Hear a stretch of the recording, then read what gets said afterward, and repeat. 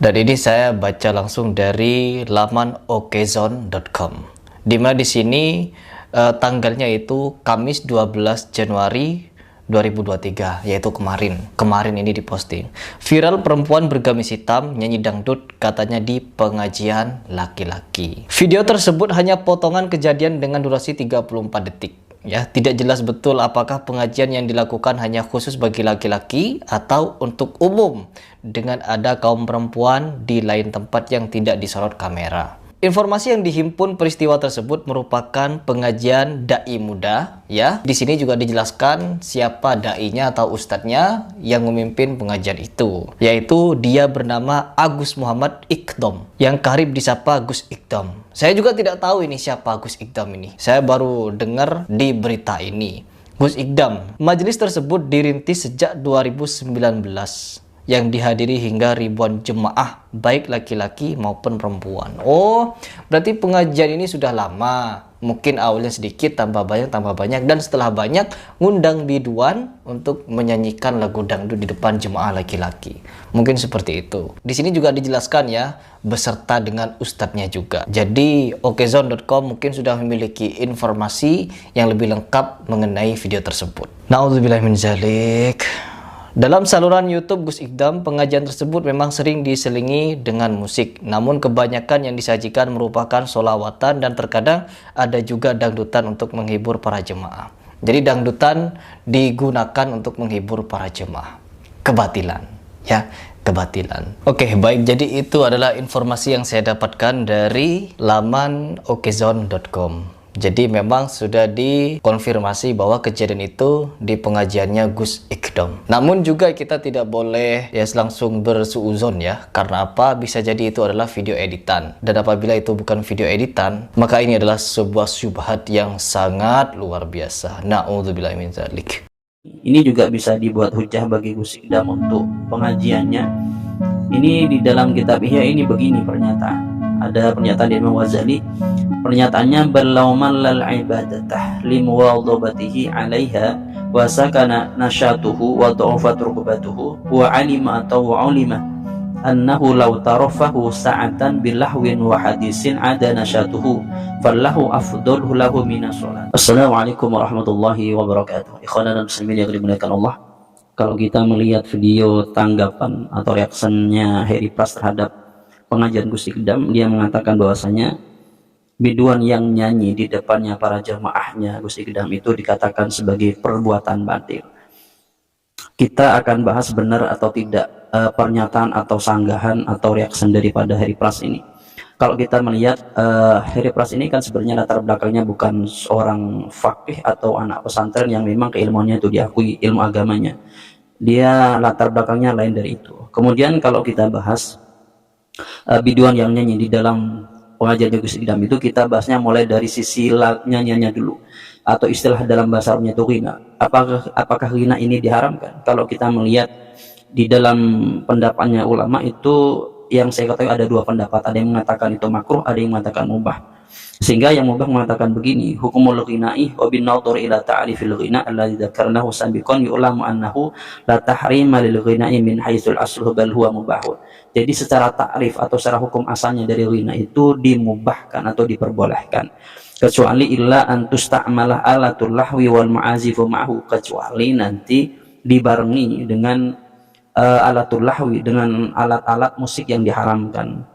Au yakuna fil kalami minal fuhsyi wal munkari ma yaqtadi tahrimahu, atau nanti itu nanti bersamaan atau dibarengi dengan perkataan yang tidak bagus, atau di dalam bahasanya itu nanti teksnya itu ada yang tidak bagus, dan ada perkara mungkar yang menyebabkan nanti ghina itu diharamkan. Jadi melihat bahasa ini simpelnya bahwasanya ghina ini pada hukum asalnya itu tidak diharamkan tapi diperbolehkan atau mubah, kecuali nanti melihat pada teksnya atau pada ya teks lagunya ya, kemudian pada alat yang membarenginya atau hal-hal yang lainnya misalnya mungkar atau yang lainnya. Kemudian kalau kita melihat di dalam kitab Al-Jamal, di sini ada kutipan fatwa dari Imam Romli yang dinyatakan atau yang menyatakan begini, walladzi masya alaihi Imam Romli fi syarihi annal ghina'a makruhun wa alamahu alaihi wal alatu muharramatun wa ibaratuhu wa mata iktarana bil ghina'i alatun muharramatun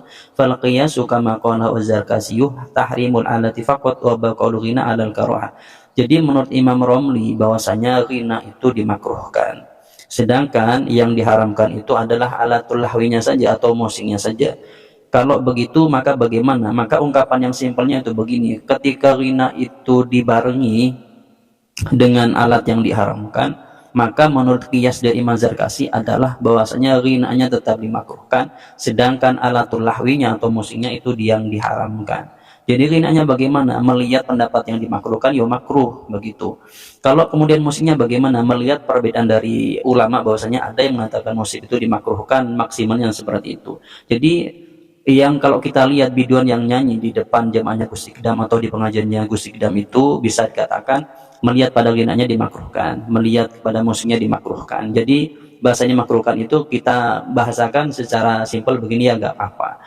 Yang masalah itu sebenarnya ketika seorang perempuan itu tampil atau berada di depannya laki-laki, sebenarnya itu yang kalau mau dipermasalahkan. Kalau ghinanya sendiri itu khilaf ulama. Kemudian yang mendengarkan bagaimana? Teman-teman yang mendengarkan musiknya itu bagaimana? Kalau kita melihat di dalam Ihya Ulumuddin, di sini dikatakan begini.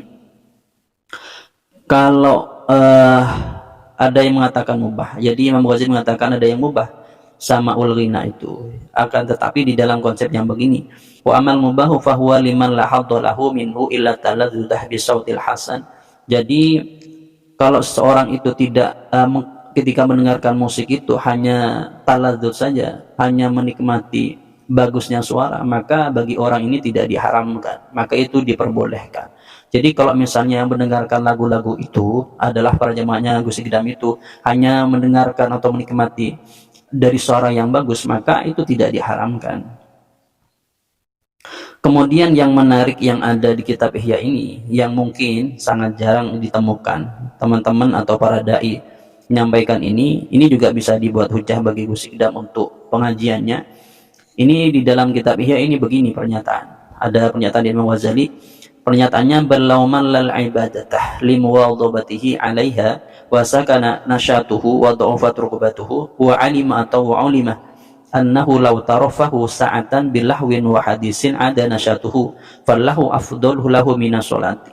Jadi kalau orang itu bosan mengerjakan ibadah karena terus-menerusnya dia melakukan ibadah sehingga giatnya dia melakukan ibadah itu turun, kemudian cintanya terhadap melakukan ibadah itu turun, maka kalau dia misalnya dia melakukan hal yang lahun, yang mungkin bahasanya kita simpelkan mendengarkan musik atau bincang-bincang itu, sebentar melakukan hal itu dapat mengembalikan kenasyatannya, mengembalikan kegiatannya, semangatnya di dalam melakukan ibadah, maka menurut Imam Ghazali lahwunnya tadi lebih baik daripada ibadahnya. Jadi analoginya begini, mungkin kalau para jamaahnya Gus Ikdam ini terus menerus diberi kajian ilmu, kajian bab tentang ibadah atau ibadah bahasanya seperti itu, maka mereka akan bosan sehingga mereka akan meninggalkan pengajian itu, atau mereka tidak belajar atau mereka tidak melakukan ibadah. Maka diselingi dengan musik tadi itu, maka itu lebih utama daripada dia ngaji terus menerus menurut Imam Ghazali di dalam Ihya-nya.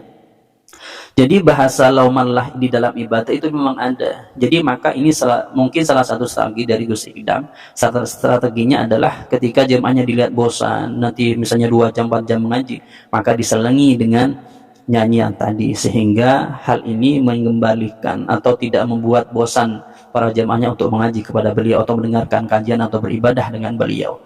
Sehingga kalau kita simpulkan bahwasanya yang dilakukan Gus Ikdam itu ketika menselingi pengajiannya dengan nyanyian-nyanyian tadi, selagi itu teksnya atau lagunya itu masih di dalam koridor, tidak sampai misalnya menimbulkan syahwat atau yang lainnya, maka itu diperbolehkan dengan beberapa ibarat yang dibacakan atau ditampilkan tadi. Kemudian untuk penilaian Harry Pras ini, menurut saya ketika seorang bukan fannya, menurut saya jangan coba masuk ke dalam fan itu. Seperti seseorang misalnya pemain bola, jangan menilai orang yang bermain bulu tangkis. Saya kira itu kan tidak nyambung. Kan kadang kebanyakan orang-orang di zaman sekarang itu begitu, tidak pada fannya tapi mengomentari. Itu yang keliru menurut saya. Tapi kalau masih satu fan di dalam dia yang dikomentari, itu sah-sah saja.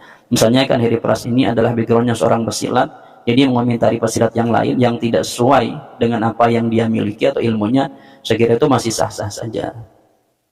Mungkin itu sedikit penjelasan saya, semoga bisa memberikan satu penjelasan, bisa memberikan satu ilmu bagi teman-teman. Dan dari saya kurang lebihnya, assalamualaikum warahmatullahi wabarakatuh.